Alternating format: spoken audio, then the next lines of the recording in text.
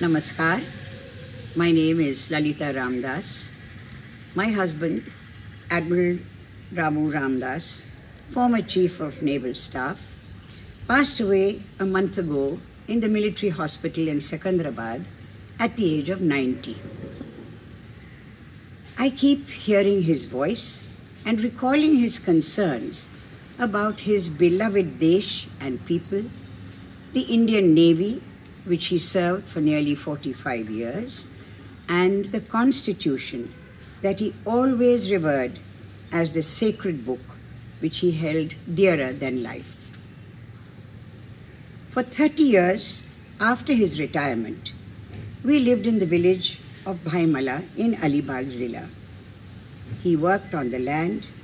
He learned about Krishi, Jal, Jameen and Jungle from the people, and eventually became the Adhyaksh of the Bais Gaon Bachao Andolan.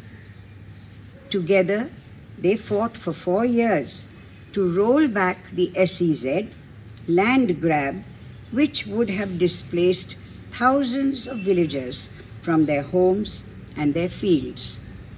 Lara, Ramu Farm, became the adda for our meetings and planning.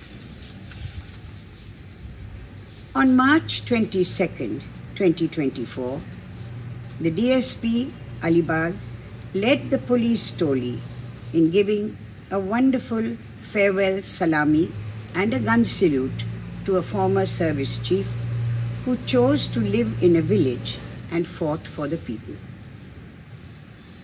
Ramu Ramdas was a military man, a Fauji, who had vowed to defend the Constitution when he joined the service as a 16-year-old in 1949. This became his mission in life as citizen Ramdas from the age 60 to 90. During his last months, he was deeply concerned that our democracy was under threat from forces which did not honor and uphold the promises of equality, liberty, justice, and fraternity.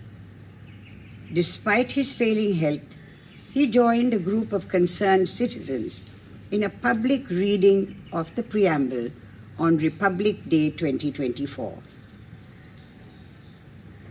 Today, April 14th, as we celebrate Baba Saheb Ambedkar and the Constitution, our Samvidhan, let us not forget that next week this nation will go to the polls and the people of India will exercise their franchise across the length and breadth of this country.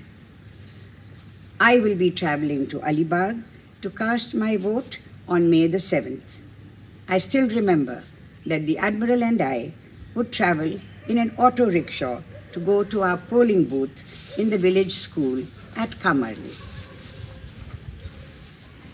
Almost till the end of his days, he urged that we the people must unite to defeat the forces of nafrat, divisiveness and dictatorship by voting fearlessly for democracy, for secularism, for Vasudhaiva Kutumbakam, for love and for peace. His favorite phrase, while urging fellow citizens to speak out and follow their conscience, was, if not me, then who? If not now, then when? Jai Hind.